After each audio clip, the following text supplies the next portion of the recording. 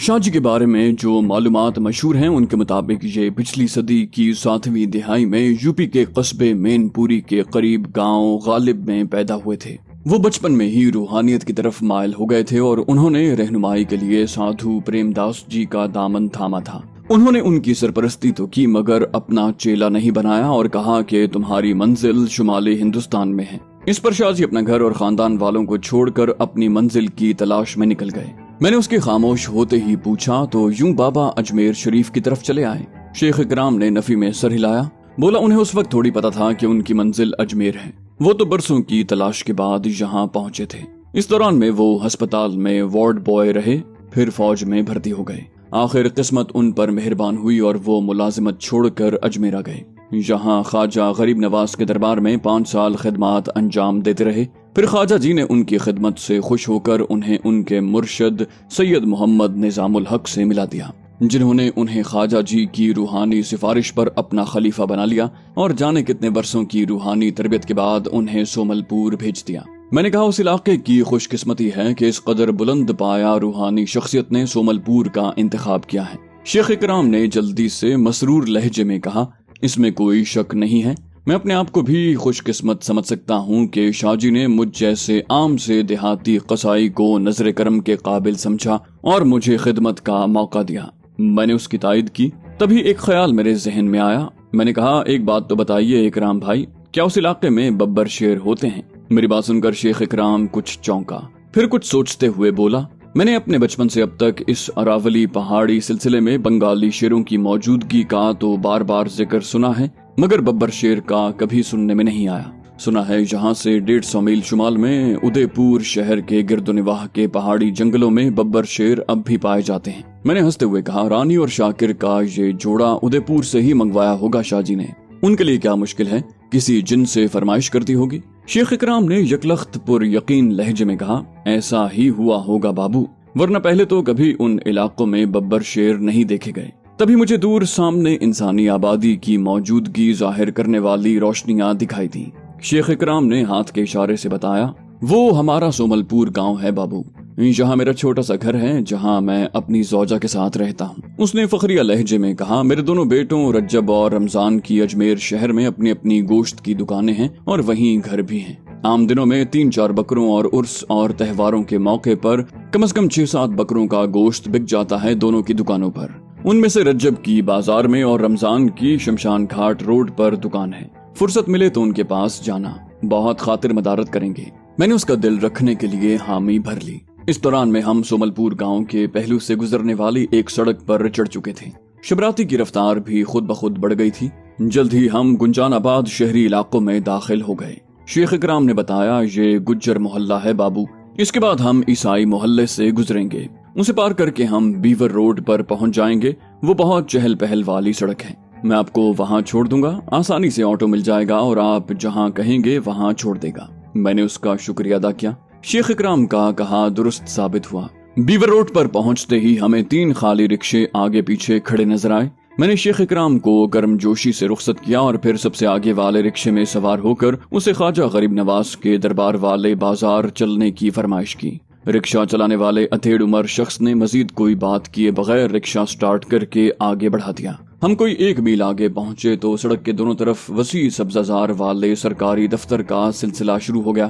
کوئی 1.5 میل فاصلہ طے کرنے کے بعد آٹو رکشہ دائیں طرف مڑ گیا اور ایک بار پھر شہری آبادی شروع ہو گئی، جو آگے بڑھنے کے ساتھ ساتھ مزید سے مزید گنجان آباد ہوتی گئی۔ کچھ ہی دیر کے سفر کے بعد آٹو رکشہ ایک چوراہا گھوم کر ایک قدرے بڑی سڑک پر آ گیا اور پھر کوئی 1.5 میل فاصلہ طے کر کے ایک مصروف بازار میں پہنچ گیا۔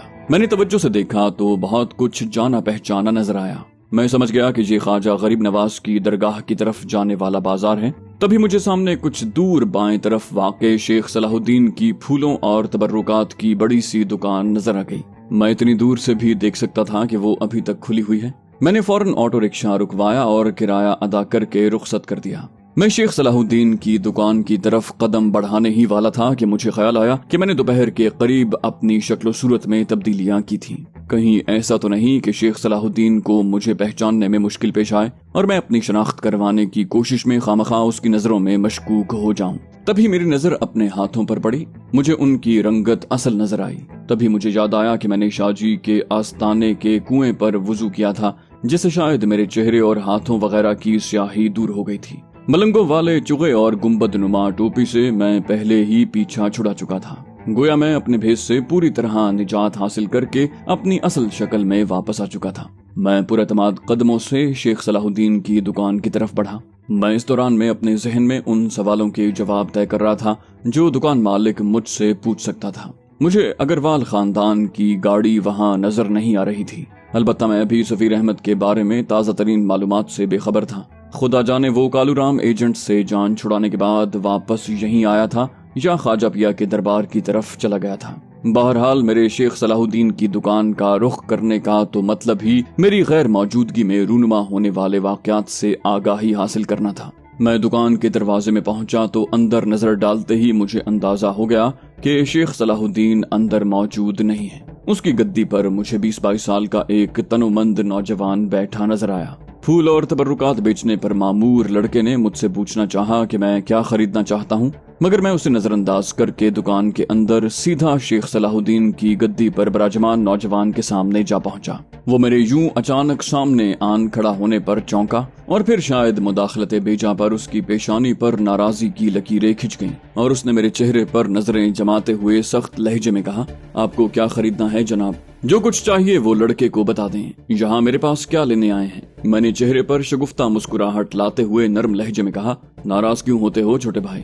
मुझे कुछ नहीं खरीदना, मैं तो शेख सलाहुद्दीन साहब से मुलाकात के लिए आया था। क्या आप? उसने मेरी बात काटते हुए उसी जारहाना लहजे में कहा, आपको मामू जान से क्या काम है? अगर आपकी उनसे जाती वाकफियत होती तो आपको मालूम होता कि वो इस वक्त कभी दुकान पर नहीं मिलते। वो रात के खाने पर दुकान से घर चले जाते हैं और फिर सुबह दुकान खुलने के वक्त आते हैं। मैंने उसका लहजा नजरअंदाज करते हुए बदस्तूर नरम लहजे में कहा, तुमने दुरुस्त अंदाजा लगाया नौजवान। मेरी शेख साहब से वाकफियत ज्यादा पुरानी नहीं है, मगर हमारे दरमियान पहली ही मुलाकात में बहुत खुशगवार मरासिम उस्तवार हो गए हैं।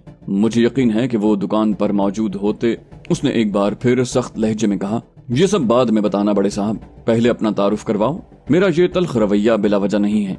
आज आप जैसे ही एक अनजान और पुरस्कार शख्स की वजह से मामू जान को सख्त परेशानी का सामना करना पड़ा है और उन्हीं का हुक्म है कि आइंदा किसी भी अजनबी को दुकान में कदम रखने की इजाजत न दी जाए। अगर आप पुलिस वाले भी हैं तो मजीद कुछ कहने से पहले आपको वारंट या दुकान में दाखिले का अदालती इजाजतनामा दिखाना पड़ेगा।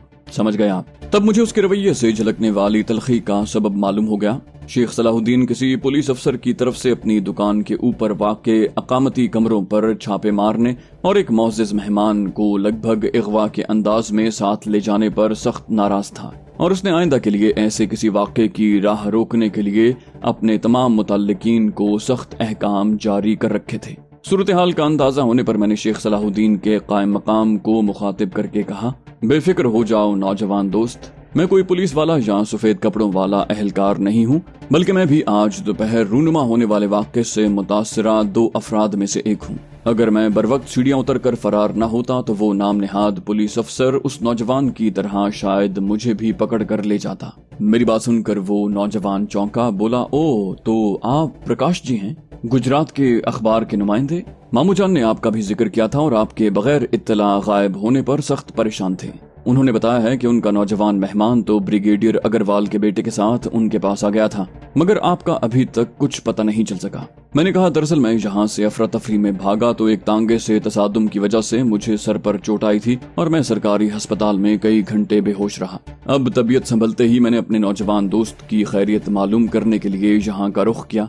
उसने क्या बताया कि उसने उस राक्षस पुलिस वाले के चुंगल से कैसे जान छुड़ाई। उसने इस मर्तबा दोस्ताना लहजे में कहा, उसने बताया कि वो पुलिस अफसर गलत शक की वजह से उसे साथ ले गया था और अपना इत्मीनान कर लेने के बाद उसने 50 रुपए नजराना कबूल करने के बाद उसे जाने की इजाजत दे दी। ये सुनकर मैंने इत्मीनान का सांस लिया।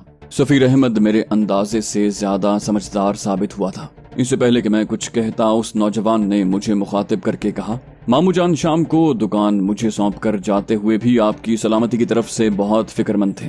अगर आपको कोई खास मसरूफियत न हो तो मेरी दरखास्त है कि आप मामू जान से उनके घर जाकर मिल लें। जब तक आप पहुंचेंगे वो इशा की नमाज पढ़कर वापस आ चुके होंगे। उसका मशवरा मुझे अच्छा लगा। मैंने सवाल किया, उनका घर कहाँ है? क्या मैं आसानी से वहाँ पहुँच जाऊँगा? मेरी बात सुनकर उसने जोर जोर से हाँ में गर्दन हिलाई। بولا وہ مندری محلے میں رہتے ہیں، یہاں سے زیادہ دور نہیں ہے، اس سامنے والی گلی میں داخل ہوں گے تو چند موڑ گھومنے کے بعد فرلانگ بھر فاصلہ طے کر کے مندری محلہ پہنچ جائیں گے۔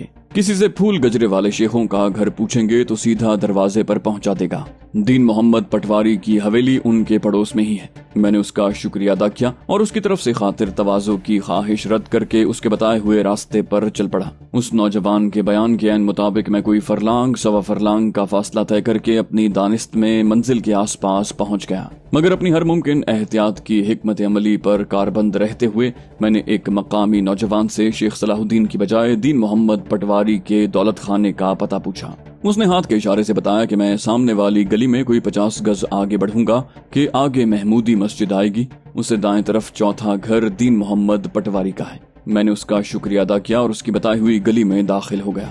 مجھے سامنے ہی محمودی مسجد نظر آ گئی۔ دین محمد پٹواری کا عالی شان گھر بھی میں نے اندازے سے پہچان لیا۔ میں شیخ صلاح الدین کے گھر کا اندازہ لگانے کی کوشش کر ہی رہا تھا کہ کسی نے گرم جوشی سے مجھے پکارا۔ آخا راکیش جی، زہ نصیب، خدا کا شکر ہے آپ بخیریت ہیں۔ میں نے چونک کر دیکھا تو ایک عمدہ سے گھر کے دروازے پر شیخ صلاح الدین کھڑا نظر آیا۔ میں نے اسے سلام کیا اور اس کی طرف بڑھا، مگر اس سے پہلے وہ مجھ تک پہنچ گیا اور نہایت گرم جوشی سے مجھے گلے سے لگا لیا۔ بولا آپ کہاں غائب ہو گئے تھے راکیش جی؟ میں بہت زیادہ فکر مند ہو گیا تھا کہ کہیں آپ کو بھی۔ اس نے شاید جان بوجھ کر جملہ ادھورا چھوڑ دیا تھا۔ میں نے کہا جی ہاں، کوئی کسر تو نہیں رہ گئی تھی؟ میں بر وقت وہاں سے نہ نکل جاتا تو وہ چٹ کپڑیاں مجھے بھی پکڑ کر لے جاتا۔ اس اجنبی شہر میں میرے لیے تو اپنی بے گناہی ثابت کرنا مشکل ہو جاتا۔ میں نے سوچا کہ میں آزاد رہا تو شاید اس نوجوان کرشن کے لیے زیادہ بہتر انداز میں کچھ کر پاؤں گا۔ اس نے پرجوش لہجے میں کہا آپ کا فیصلہ اچھا تھا، میں آپ کے لیے بیٹھک کھولتا ہوں، پھر آپ اطمینان سے بتائیے گا۔ اس سے پہلے کہ میں اس سے منع کرتا وہ مرکزی دروازے کی طرف پلٹ چکا تھا۔ کچھ ہی دیر کے بعد گلی کی طرف والا نسبتاً چھوٹا دروازہ کھل گیا۔ بیٹھک کافی نفاست اور عمدہ ذوق کی عکاسی کر رہی تھی۔ شیخ صلاح الدین نے مجھے ایک آرام دہ نشست پر بٹھایا۔ میں نے اپنے کئی گھنٹے لاپتہ رہنے کے حوالے سے وہی تانگے سے ٹکرا کر زخمی ہونے والی فرضی کہانی اسے بھی سنا دی۔ اس نے تشویش کا اظہار کیا تو میں نے اسے یقین دلایا کہ اب میں بالکل ٹھیک ہوں۔ اس اثنا میں ایک خادم پیتل کے نفیس کوزے میں سندل کا شربت لے آیا۔ پہلے ہی گلاس میں فرحت کی لہر دوڑ گئی۔ میری کیفیت بھانپ کر شیخ صلاح الدین نے جام دوبارہ بھر دیا، پھر سنجیدہ لہجے میں بولا بریگیڈیئر اگروال کے صاحبزادے جگت آپ کی طرف سے بہت زیادہ پریشان تھے۔ انہوں نے مجھے سختی سے ہدایت کی تھی کہ آپ آئیں تو میں آپ کو اپنے پاس ہی روک لوں۔ وہ کل صبح سارے معاملے کی چھان بین کرنے آئیں گے، اور اگر آپ ان کے ناصر آباد جانے سے پہلے میرے پاس آ گئے ہوں تو وہ آپ کو اپنے ساتھ لے جائیں گے۔ میں نے حقیقی ستائش کے ساتھ کہا جگت اگروال بہت بھلا انسان ہے، وہ واقعی میرے بارے میں بہت فکر مند ہوگا۔ کچھ ہی مدت کی جان پہچان ہے مگر اپنے قریبی عزیز جیسی عزت اور احترام والا برتاؤ کرتا ہے۔ شیخ صلاح الدین نے میری تائید کی، پھر وہ سنجیدہ لہجے میں بولا میں اسے اپنی خوش نصیبی سمجھتا ہوں کہ آپ نے مجھے اپنی میزبانی کا شرف بخشا۔ آج کی شب میرے غریب خانے پر قیام فرمائیے۔ مجھے معلوم ہے آپ نے ابھی رات کا کھانا بھی نہیں کھایا ہوگا، بس تھوڑی سی مہلت عنایت کر دیں، میں آپ کے لیے نیل کمل ریسٹورانٹ سے بہترین کھانا منگواتا ہوں۔ اس کی بات سن کر میں نے اپنے لہجے میں اپنائیت بھرتے ہوئے کہا چھوٹے بھیا، آپ کے ہاں مہمانوں کی گھر میں بنے کھانے سے خاطر کرنے کا رواج نہیں ہے کیا؟ یہ رات کے کھانے میں کچھ بچا ہی نہیں۔ میری بات سن کر وہ چونکا اور ہڑبڑائے سے لہجے میں بولا یہ آپ کیا کہہ رہے ہیں پرکاش جی؟ آپ جیسے معزز محترم مہمان کے لیے تو میری جان بھی حاضر ہے، مگر آپ جانتے ہیں کہ ہمارے ہاں تو… میں نے اس کی بات کاٹ کر کہا آپ سے گفتگو میں شاید میں نے بتایا تھا کہ میں دھرم کے اعتبار سے بے شک ہندو ہوں، مگر اس طرح کی پابندیوں پر وشواس نہیں رکھتا۔ یہ بتائیے کہ آپ کے ہاں پکے رات کے کھانے میں کیا کچھ میسر ہے؟ میری بات سن کر شیخ صلاح الدین نے خوشی اور جوش سے ملے جلے تاثرات کے ساتھ کہا اگر آپ واقعی گوشت سے پرہیز پر یقین نہیں رکھتے پرکاش جی تو آپ کی خاطر مدارت کے لیے ناچیز کے ہاں رات کے کھانے میں سے باقی ماندہ کافی کچھ میسر ہے۔ میں ابھی اہلیہ کو کھانا گرم کرنے کا کہتا ہوں، تب تک لطف علی تنور سے گرما گرم کلچے لے آئے گا۔ میں نے یہ سن کر خوشی کا اظہار کیا۔ شیخ صلاح الدین مجھ سے رخصت لے کر گھر میں چلا گیا اور کچھ ہی دیر میں واپس آ گیا۔ بمشکل 20 منٹ کے بعد میرے سامنے دسترخوان پر نرگسی کوفتے اور بکرے کی بریانی کی قابیں اجلت میں تیار کیے گئے پودینے، پیاز اور ٹماٹر کچومر سمیت سجی ہوئی تھی۔ کھانے کی مہک اتنی اشتہا انگیز تھی کہ شیخ صلاح الدین کے خادم کے کلچے خرید کر پلٹنے کا انتظار کٹھن لگ رہا تھا۔ खुश किस्मती से लुत्फ अली ने सब्र का ज्यादा इम्तिहान न लिया। खाने के चंद लुक़्मे तनावुल करते ही तस्लीम करना पड़ा कि शेख सलाहुद्दीन की अहलिया तबाखी के हुनर में ताक है। मैंने तारीफ की तो मेजबान ने फख्र के साथ बताया कि उसकी अहलिया तक लजीज खाने की ये महारत मरहूमा सास के तवस्सुत से पहुंची है, जो हैदराबाद दक्कन से ताल्लुक रखती है। खाने के बाद चाय का दौर चला। इलायची के जायके ने गर्म मशरूब की लज्जत को भी 4 चांद लगा दिए थे। चाय से फारिग होते ही शेख सलाहुद्दीन ने कहा, दिन भर की भाग दौड़ से आप बहुत थक गए होंगे। लुत्फ अली अभी यहीं बिस्तर लगा देगा, आप आराम फरमाइए। मैंने उसकी बात सुनकर नफी में सर हिलाया। कहा, मैं आज की रात ख्वाजा जी के दरबार में बसर करूंगा छोटे भाई। मुझे यकीन है कि मेरे जगत अग्रवाल के साथ आज नासिराबाद वापस न जा पाने के पीछे यही भेद है। मेरी बात सुनकर शेख सलाहुद्दीन ने खुश होकर कहा, वाह राकेश जी, ये तो बहुत नेक इरादा है। ख्वाजा सरकार के कदमों में रात बिताने से बड़ी खुशकिस्मती क्या हो सकती है। मुझे ये सादत कई बार नसीब हो चुकी है। यकीन कीजिए कि निस्फ रात के बाद तो वहाँ का आलम ही कुछ और होता है, जिसे अल्फाज में बयान नहीं किया जा सकता। इसका तजुर्बा आपको भी होगा। मैंने कहा, इसमें क्या शक है। अच्छा ये बताइए, क्या टेलीफोन तक रसाई मुमकिन है? मुझे एक अहम फोन कॉल करना है। मेरी बात सुनकर पुरजोश लहजे में बोला, ज़हे नसीब, मैंने 6 महीने पहले ही घर में टेलीफोन लगवाया है। आप हुक्म करें, कहाँ कॉल मिलवानी है। मैंने हकीकी मुसरत के साथ कहा, ये तो बहुत खुशी की बात है, आपने तो मेरा मसला ही हल कर दिया। दरअसल मैं नासिराबाद छावनी में ब्रिगेडियर अग्रवाल के बंगले पर फोन कॉल करके अपनी खैरियत की इत्तला देना चाहता हूँ।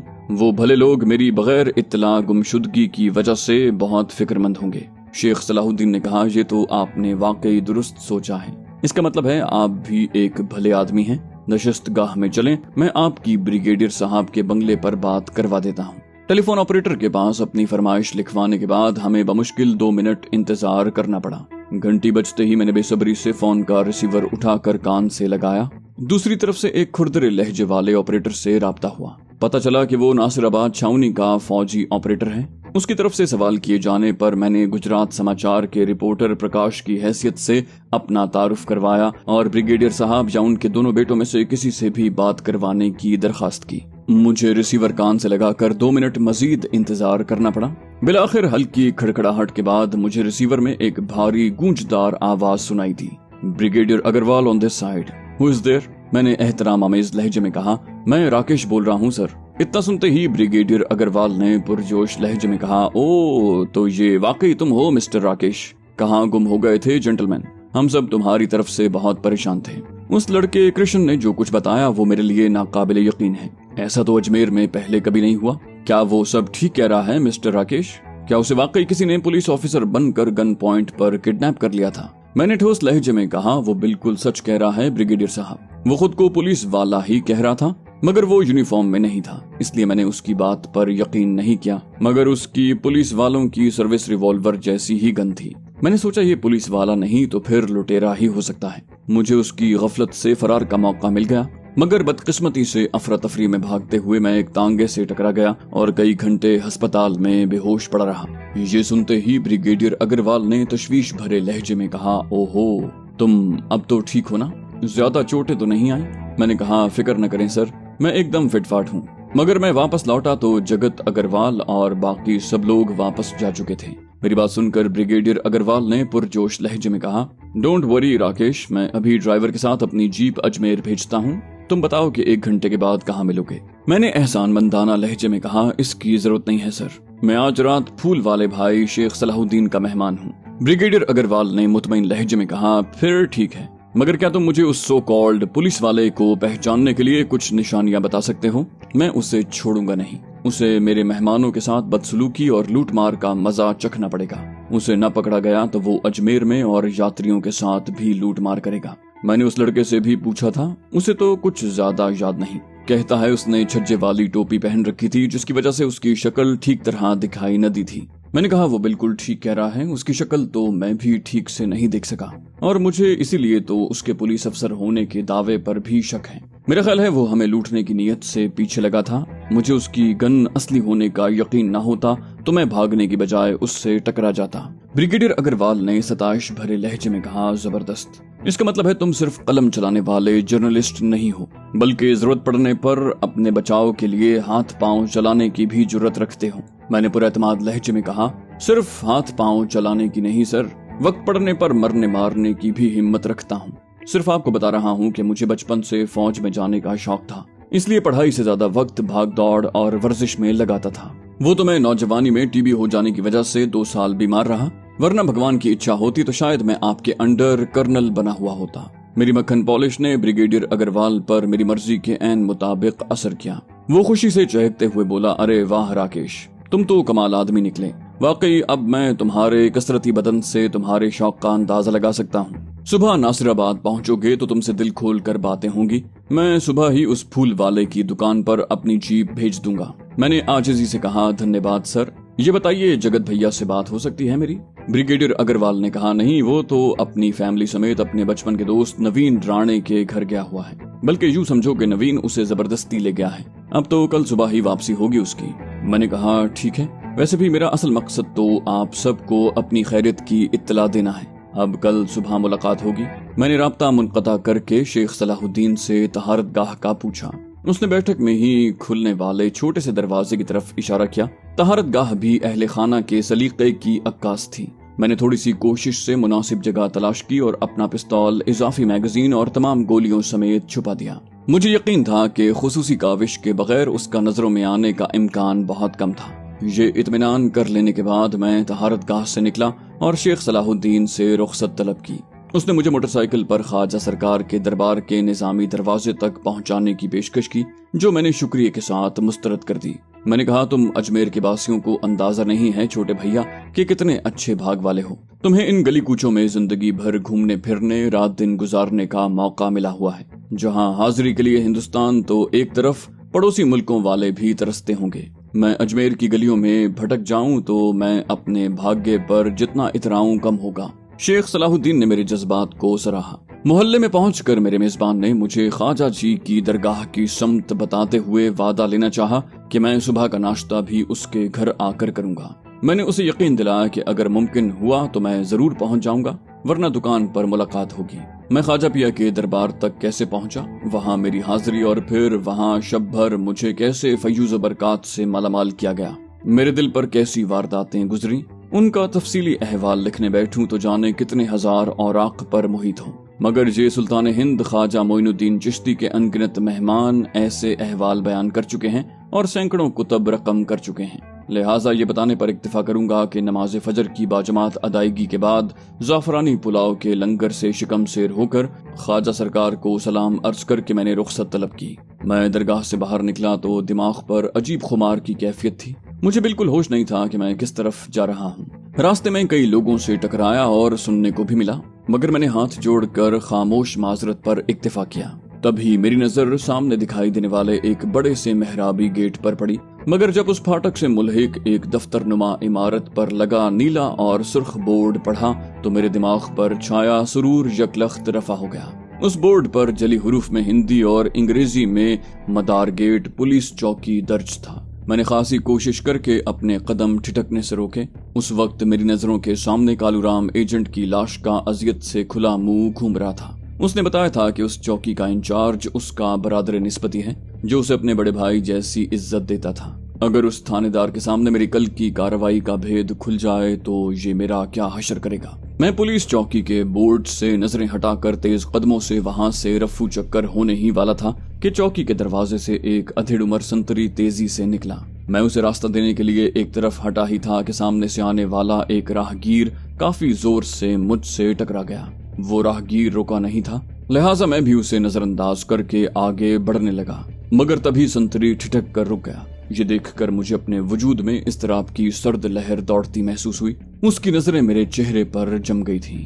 मैंने संतरी को नजरअंदाज करके मदार गेट की तरफ बढ़ना चाहा, मगर तभी उसने जल्दी से आगे बढ़कर मेरा दायां बाजू मजबूती से थाम लिया और राजस्थानी लहजे वाली हिंदी में बोला, 1 मिनट रुकिए, मुझे आपसे कुछ बात करनी है। ये सुनकर मुझे अपने पांव जमीन से पैवस्त होते महसूस हुए।